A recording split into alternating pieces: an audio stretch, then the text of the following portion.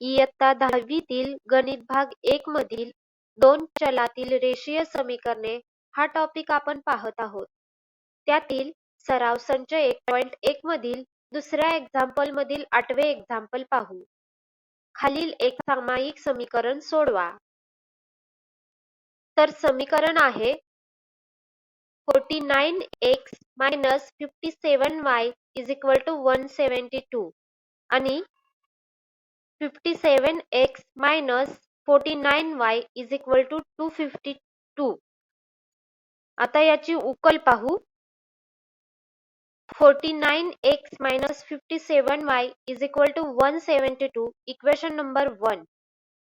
57x - 49y = 252 equation number 2.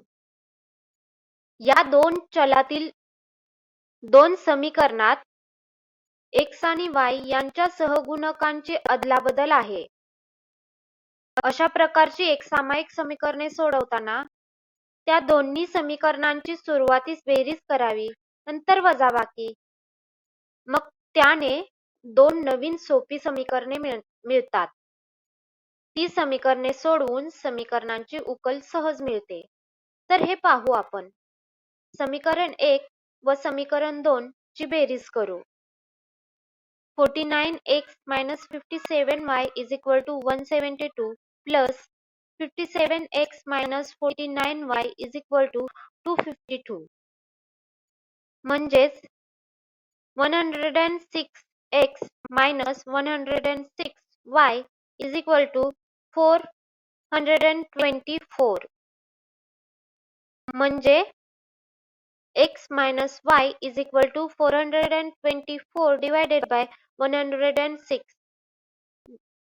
कारण दोन्ही बाजूंना 106 ने भागले आहे. म्हणून x - y = 4 याला इक्वेशन नंबर 3 देऊ.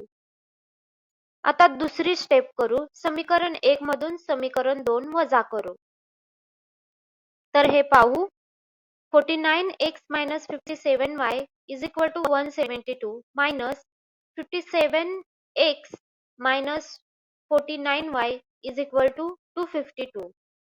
आता इथे वजाबाकी असल्या कारणाने दुसऱ्या समीकरणाचे चिन्हे बदलले जातील. म्हणजेच 57x ला मायनस येईल, 49y ला प्लस येईल आणि 252 ला मायनस येईल. म्हणजेच -8x - 8y = -80. म्हणून x plus y = -80 divided by -8. कारण दोन्ही बाजूंना -8 ने भागले. म्हणजेच x plus y = 10. ह्याला इक्वेशन नंबर 4 देऊ. आता तिसरी स्टेप करू. समीकरण 3 आणि समीकरण 4 ची बेरीज करू.